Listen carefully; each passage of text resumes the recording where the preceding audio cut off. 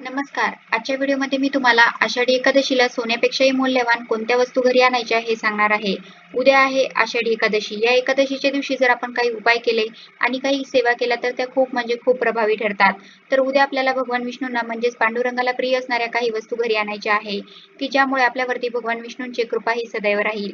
जर आपल्या घरामध्ये या काही वस्तू असतील तर कोणतीही नकारात्मक ऊर्जा ही आपल्या घरामध्ये प्रवेश करत नाही आणि घरामध्ये सुख शांती आणि समृद्धी देखील टिकून राहते. तर कोणत्या वस्तू घरी आणाव्यात हे जाणून घेण्या अगोदर तुम्ही चॅनलवरती नवीन असाल तर चॅनलला लाईक करा आणि सबस्क्राईब देखील करा.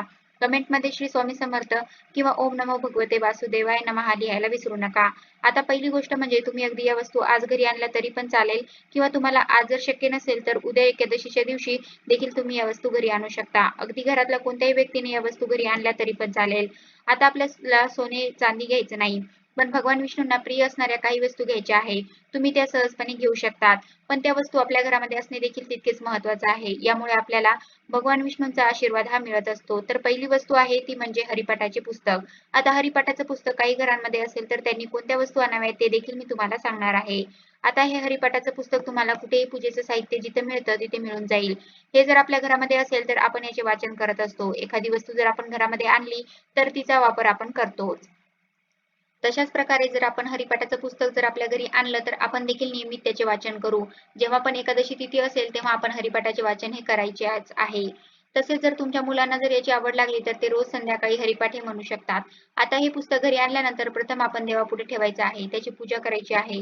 आपण चंदन लावायचं आहे किंवा हळद लावायची आहे.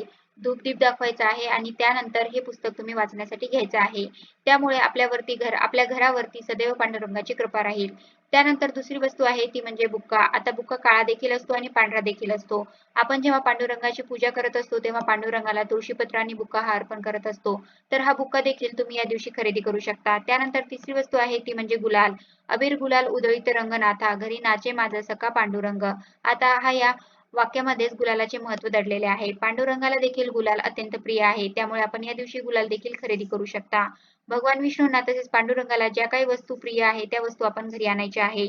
तसेच चौथी वस्तू म्हणजे तुळशीमाळ. आता काहींच्या गळ्यामध्ये तुळशीमाळ ही असेल देखील आणि ज्यांना तुळशीमाळ घालायची असेल तर त्यांनी आषाढी एकादशीच्या दिवशी घालू शकता. फक्त तुळशीमाळ घातल्यावरती मांसाहार हा पूर्णपणे वर्ज्य करावा लागतो. भगवान विष्णू आणि श्रीकृष्णाचे भक्त तुळशीची माळ घालतात.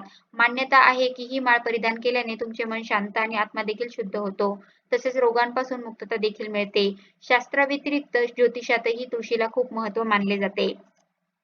ही माळ घालून बुध आणि गुरु ग्रह मजबूत होतात. तुळशीची माळ परिधान केल्याने कोणत्याही वास्तूतील दोष दूर होतात. पौराणिक कथेनुसार तुळशीला वरदान आहे की भगवान विष्णू केवळ तुळशीची पाने अर्पण केलेले नैवेद्य स्वीकारतात. तशाच प्रकारे जे तुळशी माळ धारण करतात, भगवान विष्णू त्या व्यक्तीला त्यांच्या आश्रयामध्ये घेतात. तुळशीची माळ घातल्याने माणसाला वैकुंठाची प्राप्ती होते. आता त्यानंतर आपण चंदन देखील या दिवशी खरेदी करू शकता. तसेच अष्टगंध देखील खरेदी करू शकता. जिथे पण पूजेचं साहित्य मिळतं तिथून तुम्ही या वस्तू सहजपणे खरेदी करू शकता. त्यानंतर आणखी एक वस्तू आहे ती म्हणजे टाळ. आपल्या वारकरी संप्रदायामध्ये टाळाला खूप महत्त्व आहे. अगदी तुमचे आजी-आजोबा कोणी जर वारीला गेले असतील, पंढरपूरला गेले असतील, तर त्यांना तुम्ही टाळ खरेदी करायला सांगा. टाळ आणायला सांगा आणि त्यानंतर तुम्ही ते टाळ घरामध्ये ठेवू शकता आणि जेव्हा पण तुम्हाला हरिपाठ म्हणायचा असेल, तेव्हा तुम्ही ते टाळ वापरू शकता.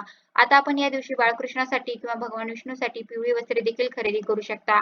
प्रत्येक घरामध्ये बाळकृष्णाची मूर्ती ही असतेच. आपली जशी दिवाळी असते तसेच देवांसाठी आषाढी एकादशी देखील खूप महत्त्वाची आहे. त्यामुळे आपण बाळकृष्णासाठी देखील नवीन वस्त्र जरूर घेऊन यावे आणि तुम्ही घेताना शक्यतो पिवळ्या किंवा लाल रंगाचे वस्त्रच घ्यावे.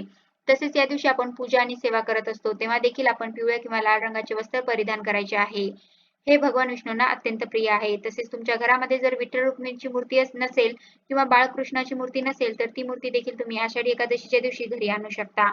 आणल्यानंतर प्रथम आपण अभिषेक करायचा आहे आणि मूर्तीची प्राणप्रतिष्ठा करायची आहे. आपण मनापासून पूजा आणि सेवा करायची आहे. भगवान विष्णू तुमच्या आयुष्यामध्ये कधी कसलीच कमतरताही भासू देणार नाही. तसेच शालिग्राम हे देखील भगवान विष्णूचेच रूप आहे. तुम्ही या दिवशी शालिग्राम आणला तर आपल्या घरामध्ये भगवान विष्णूंचा वास हा सदैव राहील व आपल्या घरामध्ये कधीच कसलीच कमतरताही भासणार नाही. शालिग्राम आणल्यानंतर आपण तो तुळशीमध्ये ठेवायचा आहे. प्रथम शालिग्रामला आपण स्नान घालायचे आहे, अभिषेक करायचा आहे. त्यानंतर तो स्वच्छ पुसून तुळशीमध्ये ठेवायचा आहे. धूप-दीप दाखवायचा आहे आणि हा शालिग्राम आपण सदैव तुळशीमध्येच राहून द्यायचा आहे. आपल्या घरामध्ये शालिग्राम आणि तुळशीची जर पूजा होत असेल ना, तर त्या घरामध्ये कोणतेही संकट येत नाही असे म्हणतात. जेव्हा आपण तुळशी मातेची पूजा करू, तेव्हा आपण शालिग्रामची देखील पूजा करू. घरामध्ये शालिग्राम असेल तर नकारात्मक ऊर्जा देखील घरामध्ये येत नाही, तसेच वास्तुदोष देखील दूर होतात. जर आपल्या कुटुंबावरती कोणतेही संकट येणार असेल तर तुळस अगोदर सुकते. असे म्हणतात की तुळस आपल्याला संकेत देत असते की आपल्यावरती कोणतं तरी विघ्न येणार आहे. त्यामुळे आपल्या घरामध्ये तुळस ही पाहिजे, पण तुळशीसोबत शालिग्राम देखील असावा. जेव्हा तुळशीचा विवाह असतो तेव्हा आपण जर तुळस आणि शालिग्रामचा विवाह केला तर कन्यादानाचं पुण्यफळ या प्राप्त होत असतं. तसेच आपण या दिवशी जपमाळ देखील खरेदी करू शकता, कारण की घरामध्ये प्रत्येकाची जपमाळ ही वेगळी असते. हिंदू देवी देवतांच्या पूजेसाठी वेगवेगळ्या माळांचा वापर करून जप करण्याची पद्धत आहे. जप करण्यापासून साधकाच्या इच्छा लवकरच पूर्ण होतात.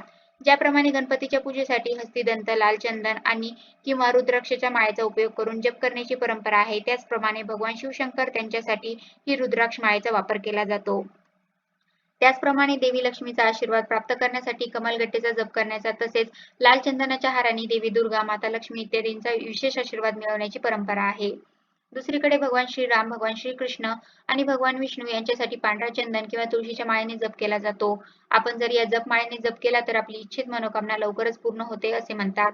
त्यामुळे तुम्ही जपमाळ देखील खरेदी करू शकता. देवाच्या पूजेसाठी सर्व प्रकारच्या नियमांमध्ये जप करण्याची परंपरा प्राचीन काळापासून चालत आली आहे. सनातन परंपरेत साधारणतः 108 मण्याची माळ महत्वाची असते.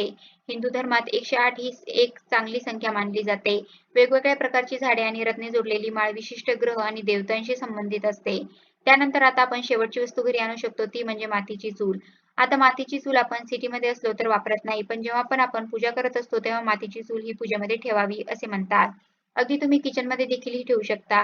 यामुळे अन्नपूर्णा मातेचा आशीर्वाद हा सदैव आपल्यावरती असतो व आपल्या घरामध्ये अन्नधान्याची कमतरता ही कधी भासत नाही. दर शुक्रवारी मग तुम्ही या मातीच्या चुलीची पूजा करायची आहे. अशा प्रकारे आजच्या व्हिडिओमध्ये मी तुम्हाला आषाढी एकादशीला सोन्यापेक्षाही मौल्यवान कोणत्या वस्तू घरी आणायच्या हे सांगितलं आहे. कसा वाटला तुम्हाला माझा आजचा व्हिडिओ कमेंट करून नक्की सांगा. धन्यवाद.